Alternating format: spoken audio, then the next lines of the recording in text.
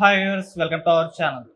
YCP అమరావతిని అప్పుడు రాజధానిగా వద్దంది, వైజాగ్ని పెడితే బాగుంటుందని చెప్పేసి వాళ్ళైతే ఒపీనియన్. ఇప్పుడు కూటమి అధికారంలోకి వచ్చిన తర్వాత అమరావతి పనులు వేగంగా జరుగుతున్నాయి. అయితే వైసీపీ తీరు కూడా మారింది. అమరావతి పైన ప్రేమ వస్తుంది అని చెప్పేసి ఒక ప్రచారం అయితే జరుగుతుంది. అసలు ఎందుకు వైసీపీ ఇప్పుడు అమరావతికి ఇంత సపోర్ట్ చేస్తుంది? అసలు ఏం జరిగింది? ఇప్పుడు ఇదే అంశం మీద డిస్కస్ చేయడానికి ప్రజెంట్ మనతో పాటు జయదేవ్ గారు, సీనియర్ జర్నలిస్ట్ ఉన్నారు. వారితో ఒకసారి మాట్లాడదాం. సో నమస్కారం సార్. సార్, ఎలక్షన్స్ కంటే ముందు ఎలక్షన్స్ ప్రచారంలో భాగంగా కూడా వైసీపీ వాళ్ళు వైజాగే ఉంటుంది రాజధానిగా, అమరావతి ఉండదని చెప్పారు. ఆ తర్వాత కూటమి అధికారంలోకి వచ్చింది. వాళ్ళు ముందు నుంచే అమరావతి స్టాండ్ గా తీసుకున్నారు. అమరావతిని ఇప్పుడు డెవలప్మెంట్ చేసే ప్రక్రియ కొనసాగుతుంది. ఈ నేపథ్యంలో వైసీపీకి ఏం జరిగిందో తెలియదు కానీ ఇప్పుడు అమరావతిపై కన్నుపడింది, అమరావతిపై ప్రేమ ఒలకబోస్తుందని చెప్పేసి వార్తతో ప్రచారం ఉంది. ఎందుకు ఈ విధంగా యూటర్న్ తీసుకున్నారు? మీరేం చెప్తారు సార్? నాకు అర్థమైంది ఏంటంటే, మీరు అన్నట్టు ఈవెన్ ఓడిపోయిన తర్వాత కూడా జగన్మోహన్ రెడ్డి గారి యొక్క కొన్ని రకాల పనుల వల్ల మేము ఓడిపోయాం. ఆయన సేమ్ మేనిఫెస్టో ఇచ్చారు, లేదంటే మాకు కలవడానికి ఛాన్స్ ఇవ్వలేదు, మా సాధక బాధలు పట్టించుకోలేదు, పథకాలు ఇచ్చేస్తే చాలు గెలిచేస్తామన్నట్టుగానే మాట్లాడారు. సో అని తర్వాత కరణం ధర్మశ్రీ గారు కానీ, లేదంటే మన కేతిరెడ్డి గారు కానీ, తర్వాత ఆయన పేరు రాజానగర్ ఎమ్మెల్యే రాజా గారు కానీ, ఇలా రకరకాల ఒక్కొక్కరుగా వాళ్ళ ఒపీనియన్స్ చెప్తూ వచ్చారు. అప్పటికి కూడా వాళ్ళు ఏం చెప్పారంటే, మేము ఈసారి కాదు, మళ్ళీ ఇప్పుడు మా స్టాండ్ అదే, మేము ఓడిపోయినా మా స్టాండ్ వైజాగే క్యాపిటల్, నెక్స్ట్ మళ్ళీ మేము వస్తాం అని కూడా కొంతమంది ఎమ్మెల్యేలు చెప్పారు. సో ఇప్పుడు సడన్గా ఈ ప్రేమ ఏంటి అని మీరు అనిపించవచ్చు. అది రాజకీయ ఎత్తుగడ. ఎందుకంటే 2014లో అసెంబ్లీ సాక్షిగా చంద్రబాబు నాయుడు గారు రాజధాని అమరావతిని ప్రతిపాదించినప్పుడు ప్రతిపక్షం స్థాయిలో వాళ్ళు కూడా ఒప్పుకున్నారు, యాక్సెప్ట్ చేశారు. అమరావతిలో శరవేగంగా ఇప్పుడు సెక్రటేరియట్ అయితేనేమి, హైకోర్టు అయితేనేమి, కొన్ని రకాల డిపార్ట్మెంట్స్ అయితేనేమి, డిపార్ట్మెంట్ సంబంధించిన ఉద్యోగులు ఉండడానికి అవసరమైన క్వార్టర్స్, అపార్ట్మెంట్స్ అయితేనేమి, అవన్నీ ఎట్లా మరి అంతకుముందు 5 ఏళ్ళు కదా జరిగింది. మొన్న ఈ 5 ఏళ్ళు అయితే ఏం జరగలేదు, ఎక్కడిదక్కడ అలాగా. మీరు నమ్మరు, ఆఖరికి ఆ దారి పొడవున బహిర్భూమికి కూడా వెళ్ళి ఉండేవారు. అవన్నీ ప్రక్షాళన చేశారు. ఓకే, అది వేరే విషయం, పక్కన పండి. అయితే అట్లాగా దానికి అసలు ఊరికే చంద్రబాబు నాయుడుగా పెట్టాడు కాబట్టి దాన్ని చేయకూడదు అనే ఒకటే సిద్ధాంతంతో, ఒకే ఒక కాన్సెప్ట్తో చెరగొట్టేశారు. కానీ మరి ముందులాగా ఇప్పుడు ఆయన పెట్టింది కంటిన్యూ చేసేస్తే అయిపోయింది కదా. ఇప్పుడు మళ్ళీ ఎందుకు ఇంత ఘోర పరాభవం తర్వాత, అరే ప్రజలందరూ దాన్ని కోరుకుంటున్నారు, మనకి ఎంత వ్యతిరేకత వచ్చేసింది, ఈ అంశం మీద అయ్యిండొచ్చు అని ఒక్కొక్కటి బయటికి చెప్పకపోయినా లోపాయకారంగా ఓవర్కమ్ అవ్వడం కోసం ఇట్లా మాట్లాడిస్తున్నారేమో ఎంపీలతో అని నా అభిప్రాయం. దీనికి సంబంధించి మిథున్ రెడ్డి గారు ప్రస్తావిస్తూ ఆ 15,000 కోట్లు అమరావతికి శాంక్షన్ చేశారు, రుణముగా ఇచ్చారు, అది గ్రాంట్గా ఇస్తే బాగుంటుందని. ఇప్పుడు ఎందుకు గ్రాంట్గా? మీరు గడిచిన 5 ఏళ్ళు ఏం చేశారు? అప్పుడు ఎందుకు మాట్లాడలేదు? రుణంగా అయినా ఇచ్చారుగా. ఇప్పుడు ఒక వ్యాపారం పెట్టుకుంటాం, వ్యాపారం పెట్టినప్పుడు ఏం చేస్తారు?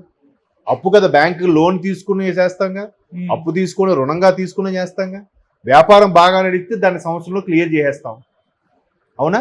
దానివల్ల బాగుపడుతున్నాం కదా, రెవెన్యూ జనరేట్ అవుతుంది కదా, ప్రాజెక్ట్ కంటిన్యూ అవుతుంది కదా.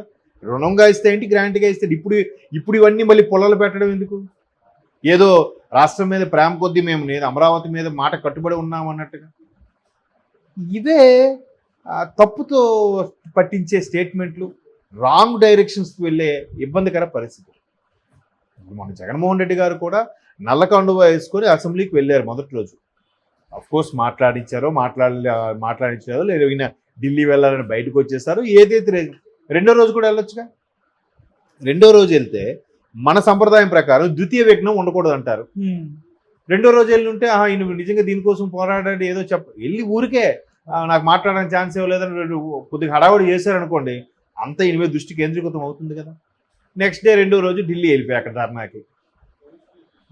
ఢిల్లీ ధర్నా తేలిన తర్వాత ఇండియా కూటమిలో సభ్యులందరూ వచ్చి మద్దతు పలికారు. ఎవరిని? ఒక కార్యకర్తకి ఏదో జరిగింది, 36 మంది కార్యకర్తలను ఓచకొద్దు, 36 మంది ఎవరంటే పేర్లు చెప్పలేకపోయారు. మరి ఒక కార్యకర్తకి చెయ్యిని ఇరిగితేనే బాధపడిపోయారే, మరి సొంత బాబాని చంపేశారు, మీరు దాని గురించి మాట్లాడడానికి ఏమైంది అని ఒక జర్నలిస్ట్ అడిగితే వెంటనే అక్కడి నుంచి వెళ్ళిపోయారు. నేనైతే చూడలేదు వీడియో, 2-3 చెప్పారు. మరి నేను వీడియో చూద్దాం అనుకుంటున్నాను ఎలా రెస్పాండ్ అయ్యారు ఏంటో. ఇట్లా రకరకాల అభిప్రాయ భేదాలు, రూమర్స్ లేదంటే వాస్తవాలు బయటకు వస్తుంది. సో అలాంటప్పుడు ఈయన ఇక్కడే ఉండి బాబు వర్షాలు పడ్డాయి, గోదావరి జిల్లాలో మొత్తం పంట నష్టమైంది, రైతులకు మీరు ఏం చేస్తున్నారు, అక్కడ పవర్ లేదు, విద్యుత్ త్వరగా అందించండి, పిల్లలకి అమ్మఒడి దాని తల్లిదీవులు చేశారు దాన్ని ఇవ్వండి, ఏదో ఫైట్ మాట్లాడొచ్చు కదా. సో ఇట్లాంటి అంశాల మీద కూడా షర్మిలా గారు లాంటి వ్యక్తులు విమర్శించాక ఈయన ఓవర్కమ్ అయ్యారా, లేదు నిజంగా ఈయన కలిగిన ఆలోచన తెలియదు. సో అసలు అమరావతి అంటేనే పట్టించుకుని లెక్కలోకి లేని వ్యక్తులు అమరావతికి గ్రాంట్గా ఇచ్చుంటే బాగుండేది అని ఎందుకు, అది దాన్ని ఏదో అంటారు సవత్తల్లి ప్రేమ అన్నట్టుగా అట్లా అనేసరికి ఇప్పుడు అలా అంటూనే మిథున్ గారు కూడా ఏమంటున్నారు, నేను నా నియోజకవర్గంలో తిరగనివ్వట్లేదు, నా వాహనం మీద ధ్వంసం చేశారు, దాడులు జరుగుతున్నాయి, ఈ అరాచకం ఎప్పుడు చూడలేదు ఇలాంటి అరాచకం అని చెప్పి ఆయన మళ్ళీ అదే అంశాన్ని ఎత్తుకుంటున్నాడు. అమరావతి టాపిక్ని ఎత్తుతూ మళ్ళీ ఇటు తిరిగి అక్కడికే వస్తుంది. అంతకుముందు 5 ఏళ్ళు జరిగినవి ఎంత విడ్డూరంగా ఉన్నాయి. సో అట్లాగా మరలా ఇట్లా అయిపోతాము. అందరికి కూడా అమరావతి మీద కాన్సన్ట్రేషన్ ఉంది. ఓహో, అమరావతి రీజన్లో ఉండే వాళ్ళని వాళ్ళు మనసు దోచుకోవాలంటే ఒక స్టేట్మెంట్ ఇవ్వాలి, తప్పదు. లేదు కార్యకర్తలు నాయకులు ఇంకా చేజారిపోతున్నారు, టీడీపీ వైపు బీజేపీ మొగ్గు చూపుతున్నారు, అటు వెళ్ళిపోతారేమో, మనం నాయకుల్ని కార్యకర్తల్ని కాపాడుకోవాలంటే వాళ్ళ గురించి ఒక స్టేట్మెంట్ ఇవ్వాలి, లేదా వాళ్ళ గురించి ఒక ధర్నా చేయాలి, వాళ్ళ గురించి ఏదో ఉండాలి. ఇవన్నీ కాకుండా పార్టీ మనుగడ ఉండాలి అంటే అందరి గురించి మాట్లాడాలి. మరి వైజాగ్ స్టీల్ ప్రైవేటీకరణ అవుతుందని తెలీదా? వైజాగ్ స్టీల్ గురించి, వైజాగ్ రైల్వే జోన్ గురించి, కడప స్టీల్ గురించి, వైజాగ్ మెట్రో కూడా ప్రస్తావించి మాట్లాడుతున్నారంట.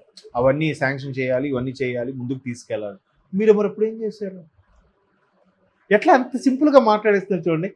గడిచిన 5 ఏళ్ళు వీళ్ళు పరిపాలించలేదు, వీళ్ళు అసలు ఇండియాలోనే లేరు అన్నట్టుగా మాట్లాడుతున్నారు వాళ్ళు. మరి అట్లా మాట్లాడితే ఏం చేస్తామంటే ఖచ్చితంగా రాజకీయ ఎత్తుగడే, రాజకీయ మనుగడ.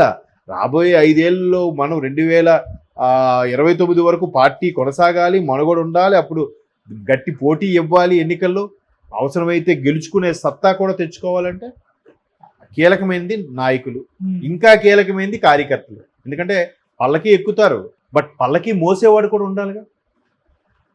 సో ఆ మోసే వాళ్ళని కాపాడుకునే తాపత్రయంలోనే ఇవన్నీ. అలా అయితే ఇదే మిథున్ రెడ్డి గారు బీజేపీ కూడా తొంగి చూస్తున్నారు, అటువైపు వెళ్ళిపోతారు, పెద్దిరెడ్డి గారు దీనికి పక్కా వ్యూహ రచన చేశారన్నట్టు కూడా కొన్ని వార్తలు ఉన్నాయి, గతంలో వచ్చాయి. మరి అవి ఎంతవరకు వాస్తవం తెలియదు. బట్ ఏదో మేము రాజకీయాల్లో ఉన్నాము, మనుగడ సాగిస్తున్నాం అంటే ఏదో ఒక స్టేట్మెంట్ ఇస్తూ ప్రజల్లో నిలుస్తూ ఉండాలి, మాట్లాడుతూ ఉండాలి. సరే ఇప్పటికైనా రాజకీయం అంటే నేర్చుకుంటున్నారు, వెరీ గుడ్. పోతే ఇట్లా కలవడం అనేది కూడా ఒకరికొకరు కలిసి కష్టసుఖాలు చెప్పుకోవడం, ఎవరి ప్రాబ్లం ఏంటి సాల్వ్ చేసుకోవడం, లేదా పెద్దల దృష్టి తీసుకెళ్ళడం, లేదా ఇండస్ట్రీ దృష్టి తీసుకెళ్ళడం అనేది కూడా యూజ్ఫుల్గా ఉంటుంది. బట్ ఆయన ఎప్పుడు కూడా పెద్ద తరహా ఆలోచిస్తాడు, మంచిగా ఆలోచిస్తాడు, కాబట్టి అందుకే ఆయన లైఫ్ అలాగే సాఫీగా వెళ్ళిపోతూ ఉంటుంది. ఇప్పుడు మేబీ అది మంచి నిర్ణయమే కదా. Thank you so much.